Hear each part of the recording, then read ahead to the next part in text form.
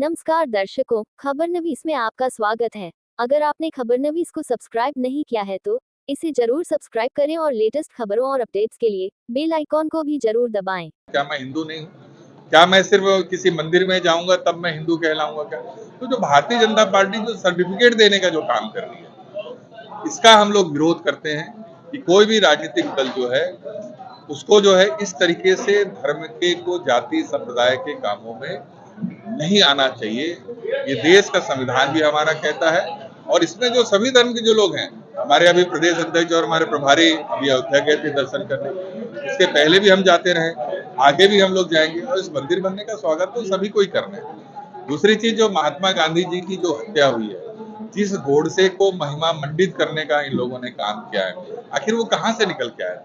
सुना आपने, ये है कांग्रेस पार्टी के राष्ट्रीय सचिव राजेश तिवारी, जो छत्तीसगढ़ सरकार के पूर्व मंत्री रहे हैं और एआईसीसी सदस्य भी हैं। गुरुवार 18 जनवरी को जिला कांग्रेस पार्टी द्वारा स्थानीय रामलीला लंका मैदान में एक संवाद कार्यशाला आयोजित हुई, जिसमें बतौर मुख्य अतिथि कांग्रेस पार्टी के राष्ट्रीय सचिव, पूर्व मंत्री छत्तीसगढ़ एवं यूपी के सह प्रभारी राजेश तिवारी, प्रदेश उपाध्यक्ष श्री राघवेंद्र सिंह, प्रदेश महासचिव देवेंद्र सिंह और फसाहत हुसैन बाबू, प्रदेश सचिव उत्तर प्रदेश बतौर अतिथि और मुख्य वक्ता उपस्थित रहे और इन्होंने बूथ स्तरीय कार्यकर्ताओं से सीधा संवाद किया। इस अवसर पर छत्तीसगढ़ सरकार के पूर्व मंत्री और राष्ट्रीय सचिव राजेश तिवारी ने कार्यकर्ताओं में जोश भरते हुए कहा कि आज देश में फासिस्टवादी ताकतें सत्ता में हैं, जो देश में दंगा और गांधी की हत्या करने वाली विचारधारा से प्रेरित है। इनसे हमें मिलजुल कर एकजुट होकर लड़ना है। उन्होंने कार्यकर्ताओं को बूथ स्तर पर एकजुट रहने की अपील करते हुए कहा कि आप गांव-गांव और हर एक व्यक्ति से मिलें और कांग्रेस की नीतियों से जोड़ें। उन्होंने पत्रकार वार्ता में कहा कि आज बीजेपी सरकार हर मोर्चे पर बुरी तरह से फेल है। हमारे नेता राहुल जी देश में सामाजिक न्याय यात्रा पर निकले हैं, जिससे कार्यकर्ता जोश में है और कांग्रेस का जनाधार बढ़ रहा है। पार्टी का ये उद्देश्य है कि अपने निचले स्तर के कार्यकर्ताओं से बातचीत किया जाए। हमारे जो निचले स्तर तक जो संगठन है, हमारी न्याय पंचायत, बूथ कमेटी, उसको फिर से जो है एक्टिव किया जाए और कांग्रेस की विचारधारा को, कांग्रेस की बातों को, कार्यक्रमों को जो है वो आम जनता तक हमारे निचले स्तर के संगठन के माध्यम से पहुंचाने का, यही इस कार्यशाला का उद्देश्य है। देखिए,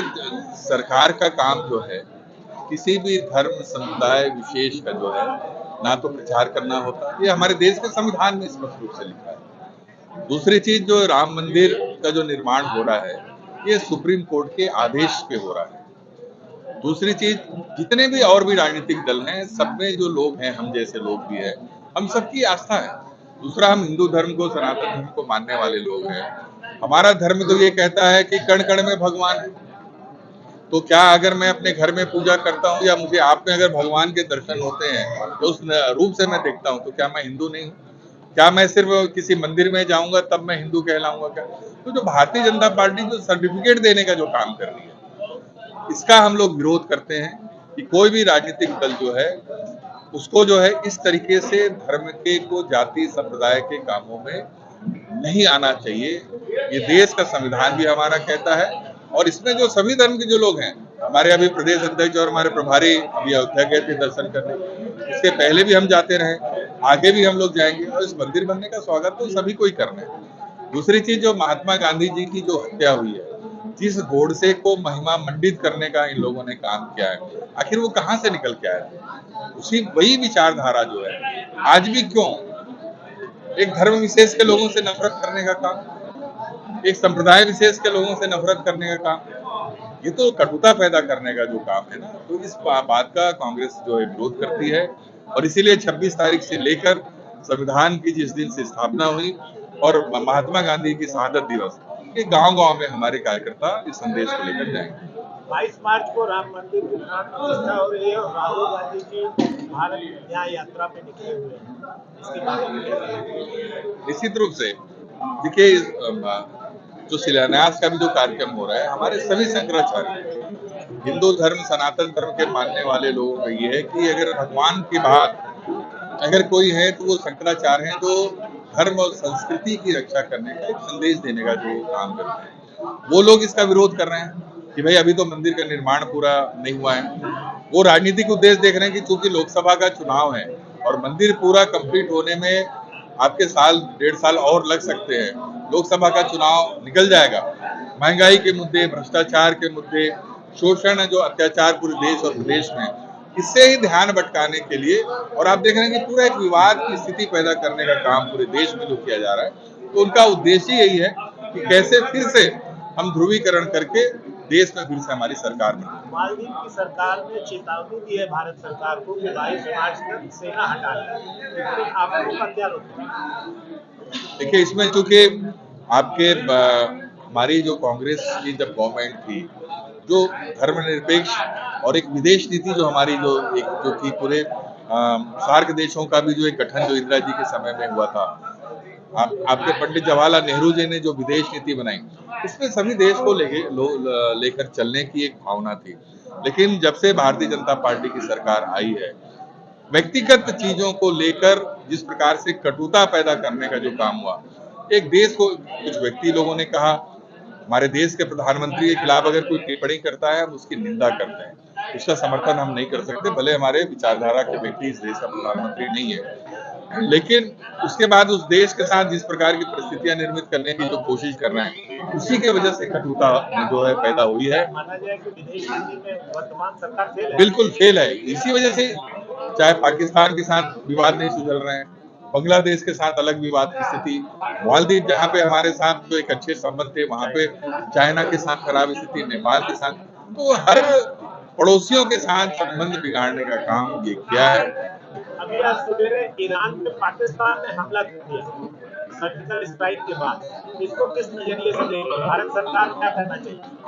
देखिए, भारत सरकार कांग्रेस की नीति भी रही है, और जब भी कांग्रेस सरकार में रही है उसकी स्पष्ट नीति रही है। हमारी विदेश नीति भी इस बात को कहती है कि किसी के भी आंतरिक मामले में किसी भी देश को हस्तक्षेप नहीं करना चाहिए, चाहे वो पाकिस्तान हो, ईरान हो, चाइना हो, या कोई भी हो। क्योंकि हम अपने देश में किसी पड़ोसियों का इंटरफेरेंस हम नहीं चाहते, ना हमारा इंटरफेरेंस दूसरा कोई चाहता है। तो इस प्रकार की जो भी कार्रवाई है, जो किसी भी देश के स्वतंत्रता पे जो हमला है, तो कांग्रेस पार्टी उसका कभी सपोर्ट करने का प्रश्न नहीं उठता।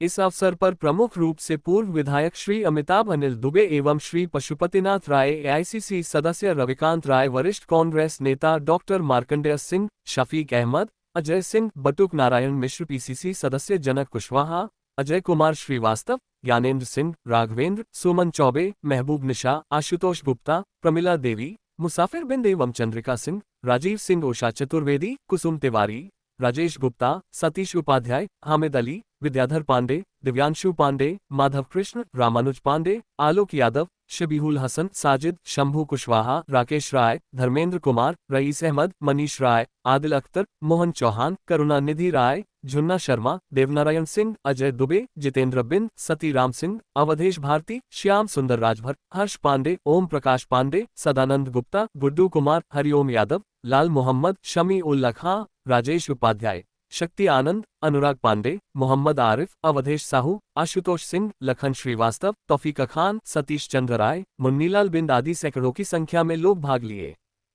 अगर आपने खबरनवीस को सब्सक्राइब नहीं किया है तो इसे जरूर सब्सक्राइब करें और लेटेस्ट खबरों और अपडेट्स के लिए बेल आइकॉन को भी जरूर दबाएं।